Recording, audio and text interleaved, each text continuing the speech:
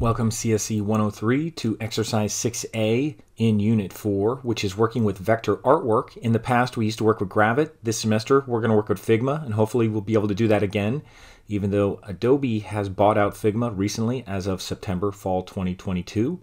So we're going to get started with Figma. It's a free program. I had a video on creating an account, so hopefully you have your account. I'm going to log in, even though you might still be logged in. I'm going to log in and just go through the process in case any messages show up that you might see.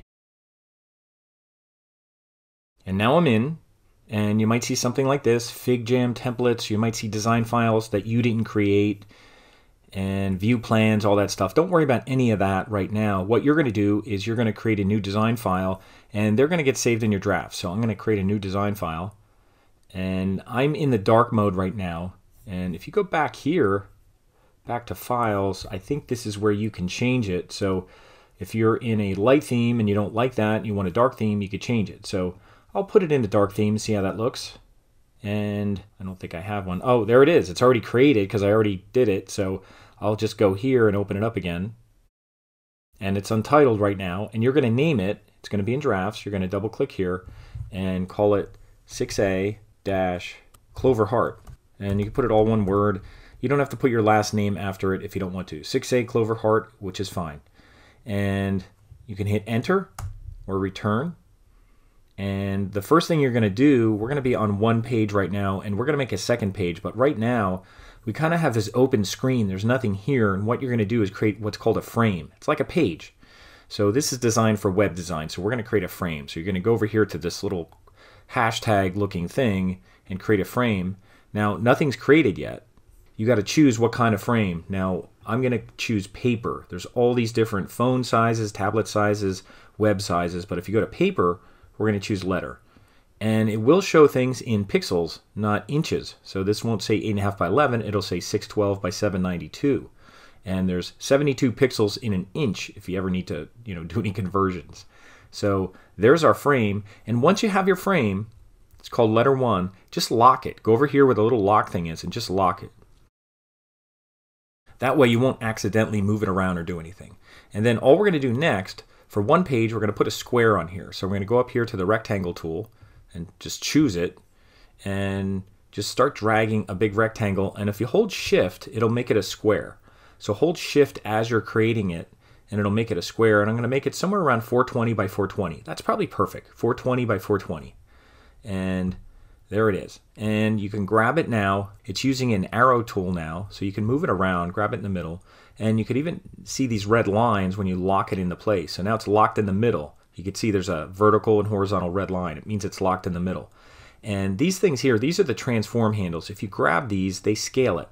And I'll use Command-Z on a Mac or Control-Z on Windows to undo that, because I don't want to do that. But this thing is also the corner radius if you wanted to make round corners, which I don't. So I'm going to use Command-Z and undo that. So these are not anchor points. We're not going to be messing with these.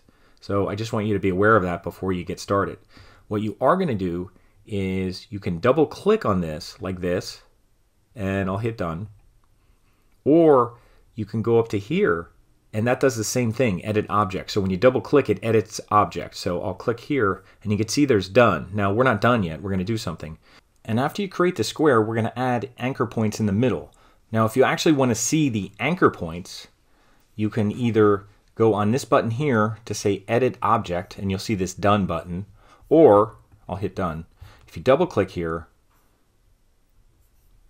you'll see anchor points. Now, these are anchor points. I'll move them around. Those are the anchor points. They're the connectors that make up the square. So I'll hit Undo, Command-Z or Control-Z on Windows to undo that. But these are the anchor points. And what you're going to do with this tool, with the arrow, is add points. Now, it's better to come in from the outside so that you don't see this. Actually, come in from the outside. You're going to go right here and see that plus sign and right in the middle there, and you're going to click. And it should make an anchor point. It should be blue. And then we're going to go over here, come from the outside, go right here, right on a center point, and click. And I'll do the same thing down here. Come from the outside, go right on that point, and click. And then same thing over here. I'll go here and I'll click, and there should be 4 additional anchor points. Now you can grab these with this little black arrow and move them down. I'm going to move this down. I'm going to move this one up. I'm going to move this one in. And I'm going to move this one in. And I did that by mistake, so I'm going to do undo, Command Z, and make sure you grab it right on the point and bring it in. And what I have are corner points. These are all corner points. There's no handles on them.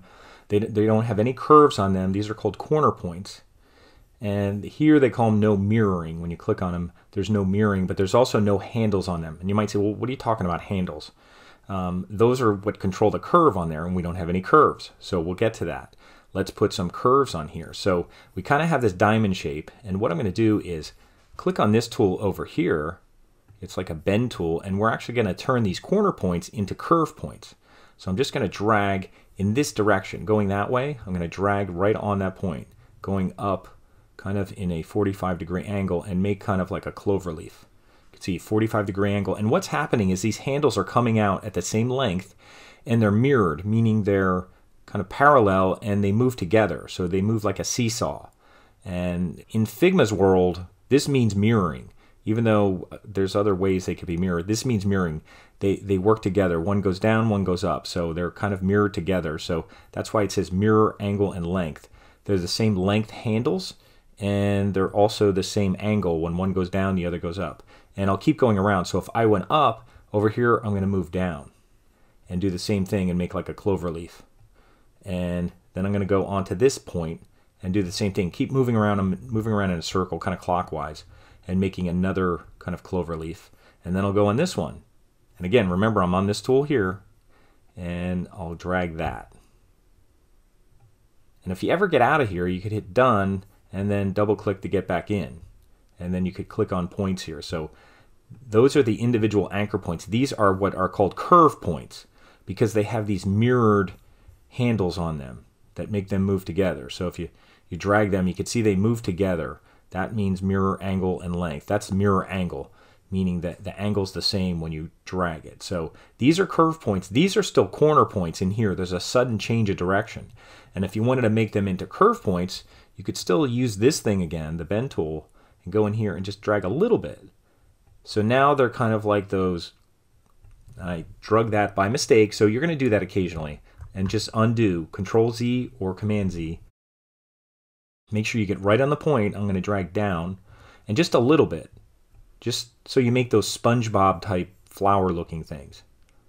And then I'll drag this one over, and then I'll drag this one up. And that's all you're really doing now is just making this clover shape. So now they're all curve points that you made here. We started with a square. We added 4 inner anchor points at the halfway point, and we turned them all into curves. These are big curves, like clover leaves. These are little ones in here. So there's not such a sharp change of direction in here. So they're all curve points that are in here. And now I'm done.